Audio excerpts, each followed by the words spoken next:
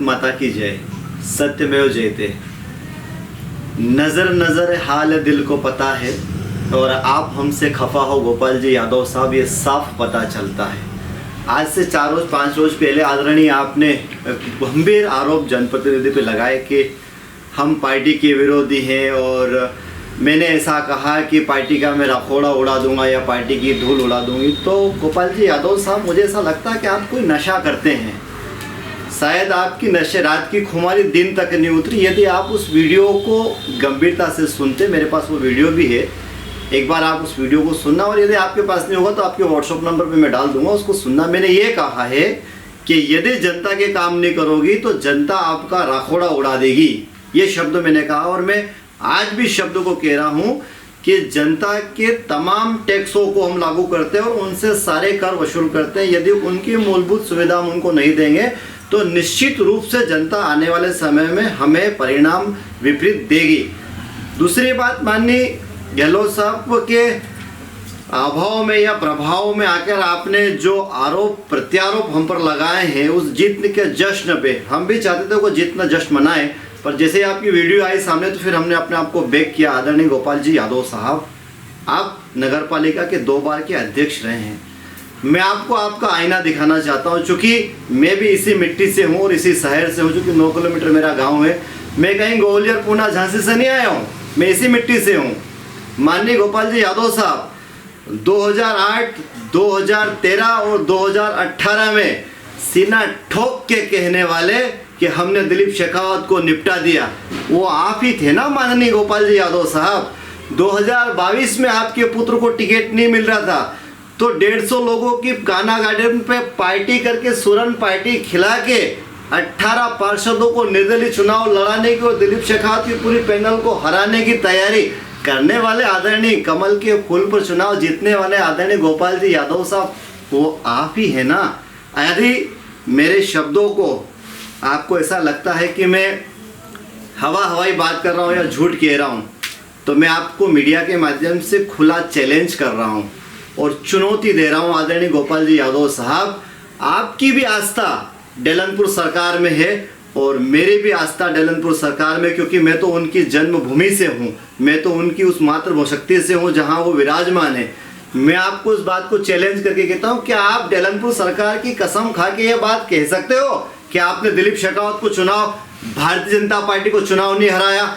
अरे चुनाव हराने वाले आप, कमल के फूल को मिटाने वाले आप, और आरोप लगाते हो हम पर। हम सच्चे सिपाही हैं। एक हमारे मित्र कह रहे थे, माननीय पूर्व उपाध्यक्ष जी अवाना साहब के भेड़िए। अरे साहब, जनप्रतिनिधि हो आप, किन शब्दों का उपयोग करते हो आप? मैं आपको भी आपका आईना दिखाना चाहता हूँ माननीय अवाना साहब। 93 में माननीय भारतीय जनता पार्टी के पितृपुरुष आदरणीय लाल सिंह जी राणावा साहब जब कमल के फूल पर चुनाव लड़ रहे थे, तब आप और आपके सीनियर नेता आदरणीय गंगाराम जी गुर्जर साहब देवनारायण की कसम खाते हैं फन्ना जी में जाके, और ये कहते हैं कि गुर्जर का ब्लड गुर्जर को वोट देगा, किसी को वोट नहीं देगा। और आपने माननीय दिलीप जी गुर्जर साहब को पंजे का प्रचार करके चुनाव जिताया था। उस पार्टी की आप बात कर रहे हो, किस पार्टी की? कि हम गद्दार है। गद्दार कौन है आदरणीय अवाना साहब, आप या हम? ये नागदा शहर जानता है। मेरा मुंह मत खुलवाओ, मैं बच्चा नहीं हूँ। आपको लगता है कि मैं नया आया हूँ, चूँकि ये ज़मीन, ये भूमि, ये मातृशक्ति, ये भारतीय जनता पार्टी मेरे रग रग में बसी। मैंने हमेशा एक बात कही है, मेरा विरोध सिस्टम से है, संगठन में जो लोग बैठे हैं उनसे नहीं। पार्टी के पद पर जो विराजमान होकर जनता का काम नहीं कर रहे, जो जनता के विरोध में काम कर रहे हैं, पार्टी की गाइडलाइन में हमारे पितृ पुरुष आदरणीय दीनदयाल उपाध्याय साहब का स्पष्ट गाइडलाइन है कि यदि पार्टी के सर्वोच्च पद पर बैठा हुआ व्यक्ति भी यदि भ्रष्टाचार करे तो उसका विरोध खुलकर करना चाहिए। और मैं उन्हीं के मार्गदर्शन पर, उन्हीं की बताई, उनकी लिखी हुई किताब पर माननीय गोपाल जी यादव साहब और आदरणीय अवाना साहब आपको खुली चुनौती देता हूँ। और आपके साथ जो 12-15 लोग हैं, क्या आप इस बात को स्वीकार करते हो? 2008, 2013, 2018 में आपकी कॉल डिटेल्स यदि साइबर सेल से निकाली जाए तो कितने लोगों ने कांग्रेस के मित्रों से बात करी है। माननीय गोपाल जी यादव साहब, आप बात करते हो कि हम विद्रोही हैं, आपके घर काम करने वाली एक बहन को टिकट दिला के उसके सामने चुनाव लड़ते हो। किसने टिकट दिलाया उस बहन को? किसने कांग्रेस से हाथ मिलाया? मैंने या आपने? कौन है वो जो 2018 में सीना ठोक ठोक के कह रहा था कि दिलीप शेखावत को हमने निपटा दिया और आगे भी दिलीप शेखावत को निपटाएंगे? वो कौन? निपटाना मतलब क्या? कौन सी पार्टी से थे वो? आज जिस पार्टी की आप बात कर रहे हो ना, उसी पार्टी के दिलीप सिंह शेखावत साहब 8, 12, 13 और 18 में आप लोगों ने समय समय पे हमेशा चुनाव हराने की बात करी है।